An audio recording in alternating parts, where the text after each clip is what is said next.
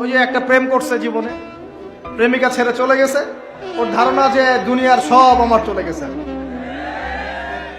একটা মেয়ে, মেয়ের অভাব নাকি দুনিয়ায়? হ্যাঁ,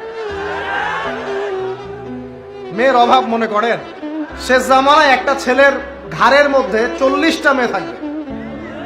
আরে ভাই, 40টা বউ না, 40টা মেয়ে, মহিলা। মানে আপনার ঘাড়ে থাকবে আপনার স্ত্রী, আপনার কন্যা, আপনার মা, আপনার বোন, আপনার শাশুড়ি, আপনার খালা, সব আপনার ঘাড়ে। শেষ জামানায় মেয়েদের সংখ্যা আস্তে আস্তে বাড়তে থাকবে, ছেলেদের সংখ্যা আস্তে আস্তে কমতে থাকবে।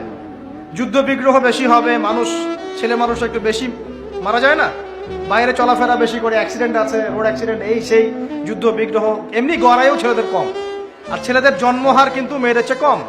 শিশু ছেলে মারা যায় বেশি, মেয়েরা মারা যায় কম।